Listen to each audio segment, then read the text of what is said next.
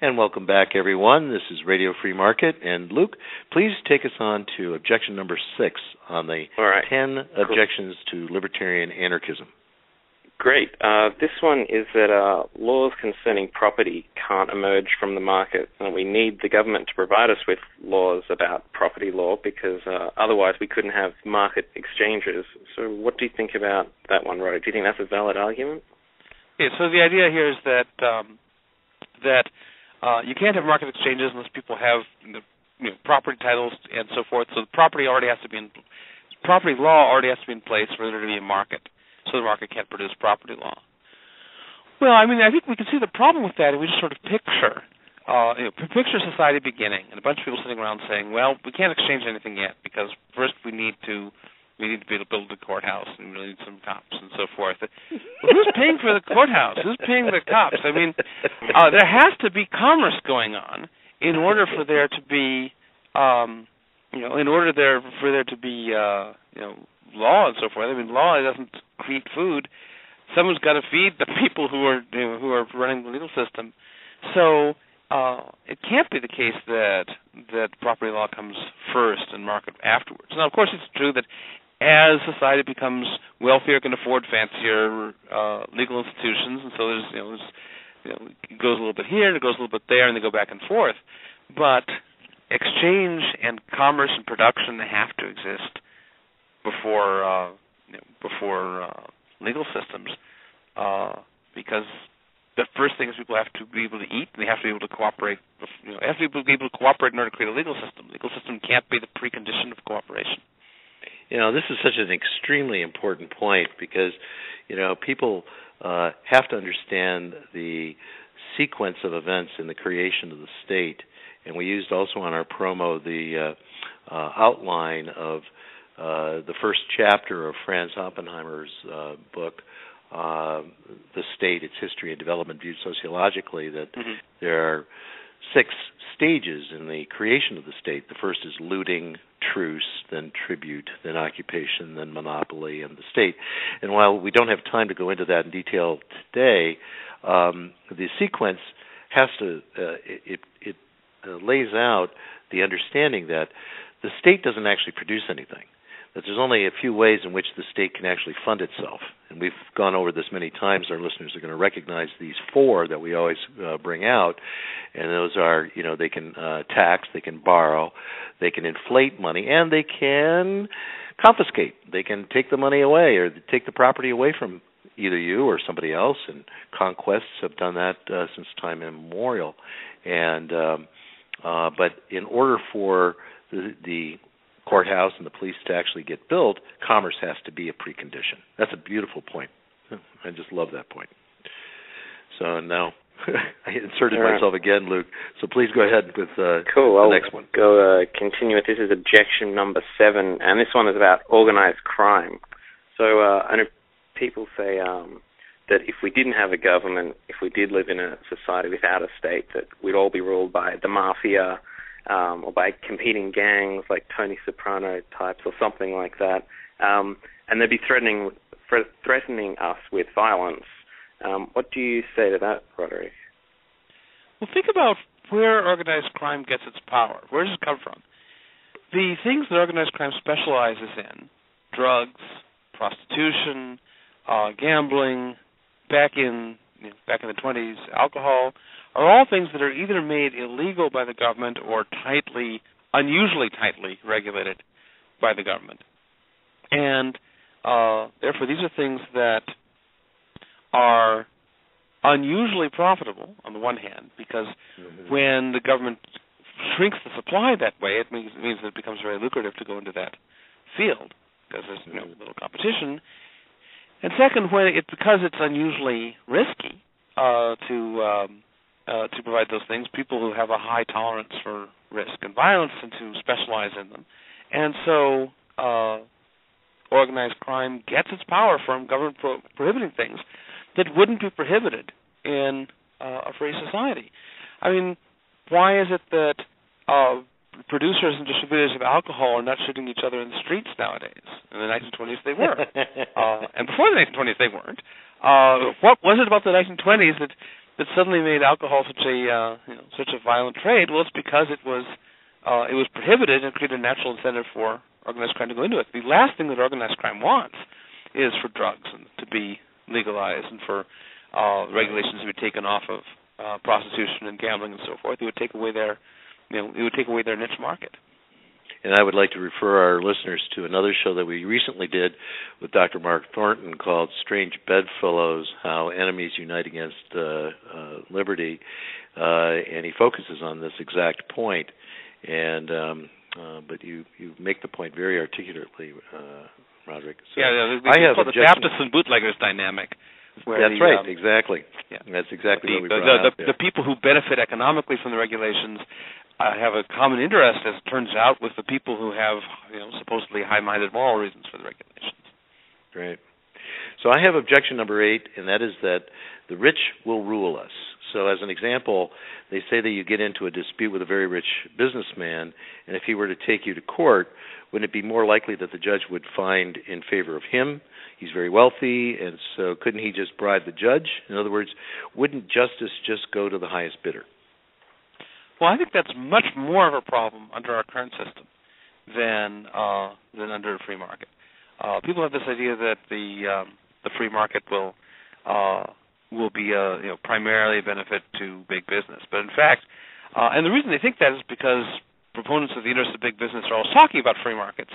If you look at what big businesses actually favor in practice, again, it's kind of like organized crime in that a lot of their profits come from various kinds of regulation, and the last thing they want is a genuine free market. Take for example bribery. You get a lot more power bribing the government than bribing a private arbitrator, because a government official controls tax dollars, and so therefore I only have to, let's say, bribe, give $1,000 to a government official to get him to do something that costs $1 million, because it doesn't cost him $1 million. If I bribe you $1,000 to do something that's going to cost you $1 million, you're not going to be interested. So I think government magnifies the power of the rich. It tends to create concentrations of wealth because you get wealth by lobbying the government rather than through competition. So I think that actually the rich would have a lot less power. If you really explore it, you find that there are all these regulations that, even ones that are supposedly to benefit the poor, that actually have the effect of decreasing competition, making it harder for small businesses to compete with big business. I particularly like the development that you did with this particular point.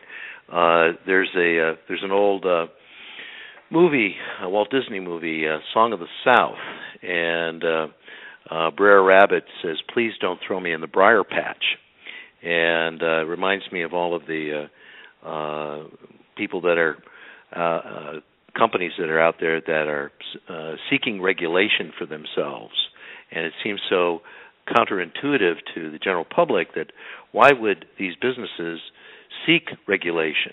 Well, they want regulation because it gives them, greater exclusivity, reduces competition, greater protections, and so on and so forth.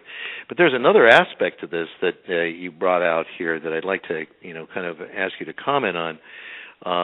Again, I want to refer to Dr. Yuri Maltsev because he's pointed out that there's a special type of property right holder, and that is the bureaucrat. And the bureaucrat is very special in that he has or she has special privileges that they can decide what we can and cannot do with our property. So, and how they are targeted by bribers in our system isn't necessarily with cash and normal incentives of vacations and whatever, et cetera, but future jobs, future employment. And it's very, very evident if you look at Washington, the industry that is created, the revolving door. Yeah, you find people going into government bureaucracy, and then they end up go out and they go into the boards of corporations, and they're back in government again. And so, of course, if they're going to be cycling back and forth, it's in their interest. It's in their interest for these two sides to cooperate. If you know that you came from that corporation, you're going back to that corporation. It's in your interest to give special privileges and favors to that corporation. Whereas, the great, huge anonymous masses don't have that kind of access. They can't provide that kind of incentive. I don't think that was voting, and voting is, compared to lobbying, voting is an extremely diffuse and inexact method of feedback. I mean, you can't, if you vote, you can't identify anything in particular. You can't say, I like things X, Y, and Z you did, but not A, B, and C. You just vote for an entire person, and then your vote is aggregated with millions of other people all have different. Voting is not a very good form of accountability. I think you also just. Please go ahead, Luke. I was just going to say that if you were to ask someone to vote on one of two people to go into a supermarket to buy, this week's groceries, I think people would say that's crazy. They're not going to give me what I want. But somehow, then when it applies to all the things that government covers, they say, oh well, let's put it to vote. It just seems kind of silly. There was other points that you brought up on this particular issue of the rich would rule us, Roderick. I'd like you to comment on the reputation effects, that issue. Yeah. So suppose that I'm I'm a professional arbitrator, and some dispute comes along between a rich person and a poor person, and so the rich person bribes me, and so I side with them, even though pretty clearly I should have sided the other way. Well, that's going to become pretty clearly known, and not only is that going to make all the poor people unwilling to pick me, but a lot of the rich people aren't going to be too eager to pick me either, because suppose a rich person has a dispute with an even richer person. That rich person isn't going to be too eager to rely on me. And so once the reputation, if you have the reputation of being susceptible to bribes, it's going to be awfully difficult to maintain your customer base, unless you've got a monopoly.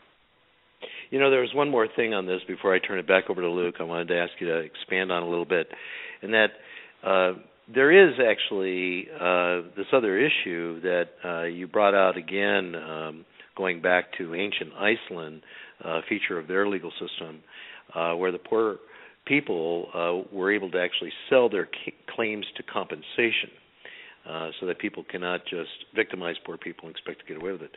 Could you comment on that a little bit, expand that a little bit for everyone? Yeah. So people sometimes say, well, the problem is that if you are, if you're poor and you're weak, how are you going to be able to enforce your claims against some rich and powerful opponent? But if you can sell your claim to compensation, then someone else can acquire that. Someone else with more wealth and more power and more lawyers and whatever can then acquire that from you. In fact, in a sense, we have that now within the current system, to the extent that you have lawyers who take cases on a contingency basis, meaning a lawyer who will get paid by you only if they win the case, and if they think your case is good enough, they'll be willing to take it. Well, likewise, then, if I've got some claim that someone thinks has got a good chance of sending up to court, but I can't afford to prosecute the claim, I can sell that claim, and that way I get compensated immediately. And then they can go, and then they presumably will be able to get a still larger amount for themselves. Mm-hmm. Luke, would you take us on to objection number 9? Great.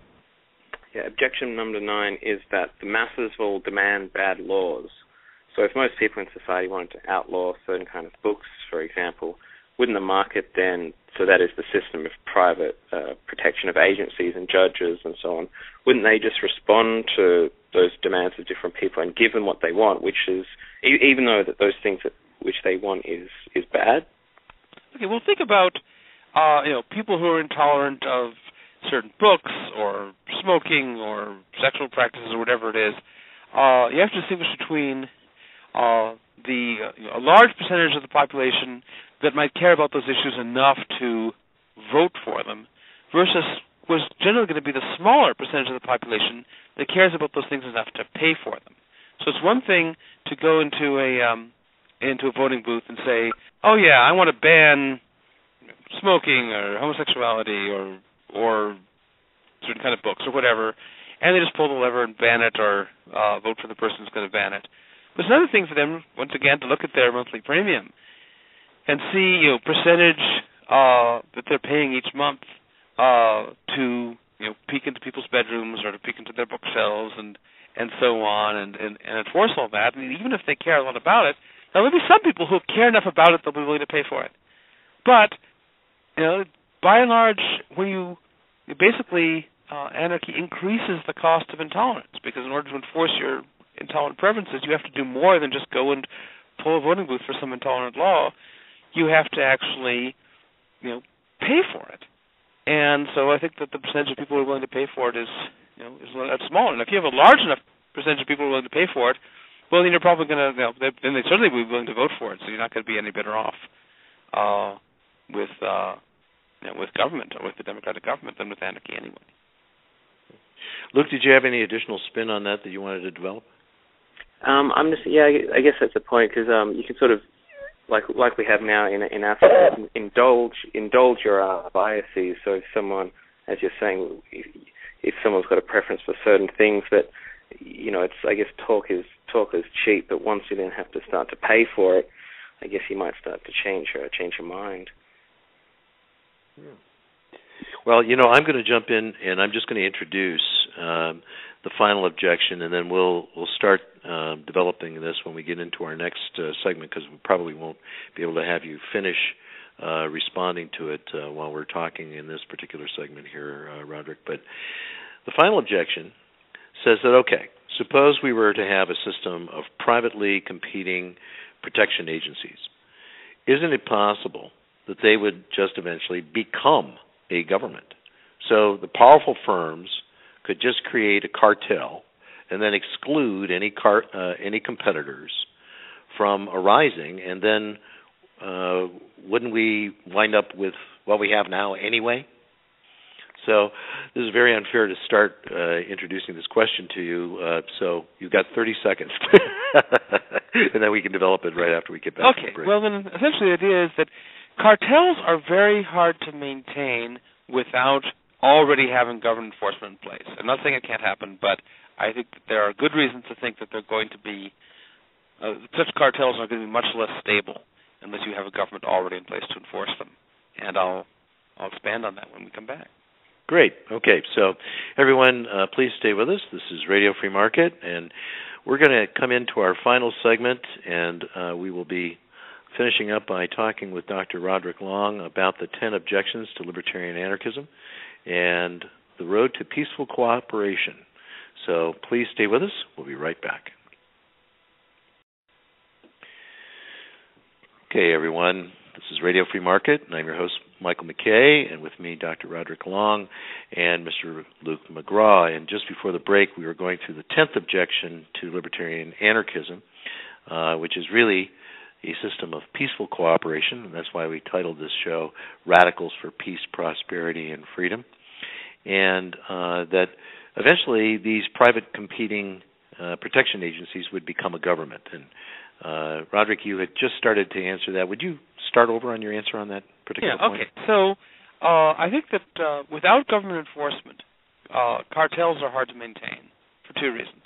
First, all the members of the cartel have an incentive to cheat on the agreement. The price fixing and things like that are in the incentive. There's an incentive for them all collectively to maintain it, but it's the incentive of any individual to break the agreement. Second, and I think more importantly, cartels create an incentive for third parties to come along.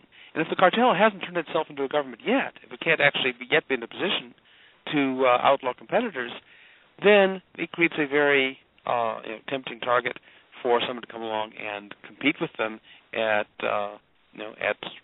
lower rates and more attractive services. And of course, the consumers of these services could just not renew the contract at the end of their term with the contracting agency anyway. Mm-hmm.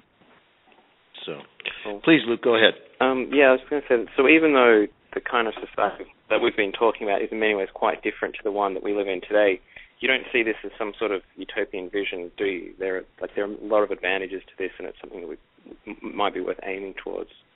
Yeah, no, I don't think it's utopian, because I think that the ways in which social order is maintained under anarchy are the ways in which most social order is already maintained today. I don't think most social order today comes from government. I think it comes from voluntary cooperation, and government's more or less a parasite on it. So the basic structure. The difference is, and I don't think anarchy would be some kind of fantasy land where everything works out perfectly. But I think that it would have serious advantages over government because legal system not being a monopoly means that it's not in the same position to abuse power. So you'd expect government to be, or you'd expect legal systems to be more responsive to the people. You'd expect them to be cheaper. You expect them to be higher quality and to provide more diversity when that's needed. Also, you don't have the kind of informational perversities you have under government. You have there would be smaller, more agile, more responsive to changes in the market. It would be clearer to them what they need to do through competition in order to better satisfy customers. And in particular, you wouldn't have some of the really nasty features that government gives us, like warfare and like the domination of society by wealthy elites and the harassment of people who commit so-called victimless crimes, and all the ways that people are just pushed around and abused. I think it would be a much more prosperous society because all the various regulations government's able to get away with that just sort of slow down cooperation and make it harder for people to produce. So it wouldn't be utopia, but it would be freer, more peaceful, and more prosperous. I got to say that probably the most powerful thing that I heard you say is that really what we really have primarily in society is a society that's based on voluntary cooperation. That's really what society really is, and that government as it is today really already is a parasite on that peaceful cooperative structure. And we need to appreciate that, celebrate that, expand that, and see how we can actually augment that and get off our prejudice that we need this superstructure. So anyway, thank you very much, Roderick, for being with us today. Dr. Roderick Long, Auburn University, and also our producer and co-host, Mr. Luke McGraw. This is Radio Free Market. Michael McKay. Please visit us on the web at radiofreemarket.com, where you can subscribe for free to all of our shows. And until next week, folks, wherever you are, please stand up for freedom. Thank you for listening.